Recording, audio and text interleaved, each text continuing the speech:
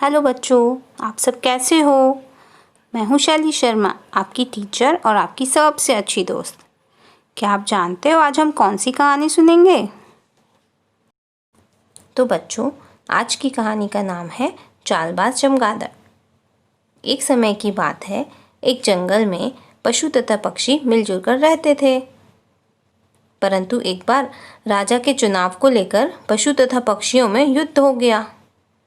इसमें चमगादड़ों ने बड़ी ही स्वार्थपूर्ण भूमिका निभाई। चूंकि चमगादड़ ना तो पक्षी होते हैं और ना ही पशु। चमगादड़ पक्षियों की तरह उड़ भी सकते हैं और पशुओं की तरह बच्चों को ही जन्म देते हैं।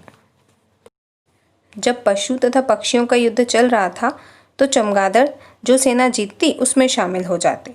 जब पक्षियों की सेना जीतती तो वे पक्षियों में शामिल हो जाते और कहते, हम तो पक्षी हैं, मारो इन पशुओं को। और जब पशु जीतने लगते थे तो पशुओं में शामिल हो जाते थे और कहते थे, मारो इन पक्षियों को। बड़ी मुश्किल से युद्ध समाप्त हुआ और पशु तथा पक्षियों ने आपस में समझौता कर लिया और एक दूसरे के दोस्त बन गए। मगर इस युद्ध के दौरान पशु और पक्षी दोनों ही चमगादड़ों की चालाकी को समझ चुके थे। जब चमगादड़ पक्षियों के दल में गए तो उन्होंने दुत्कार कर भगा दिया और जब पशुओं के दल में गए तो उन्होंने भी दुत्कार कर भगा दिया। दोनों पक्षों ने चमगादड़ों को भगा दिया। अब चमगादड़ अकेले पड़ गए। तब से ही चमगादड़ दूर चले गए और शर्म के कारण अंधेरे में रहने लगे।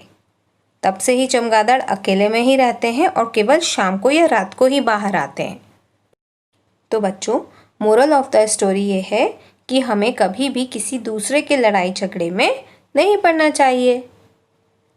तो बच्चों, आपको आज की कहानी कैसी लगी मुझे कमेंट करके ज़रूर बताना और इस कहानी के बारे में अपने फ्रेंड्स को भी ज़रूर बताना।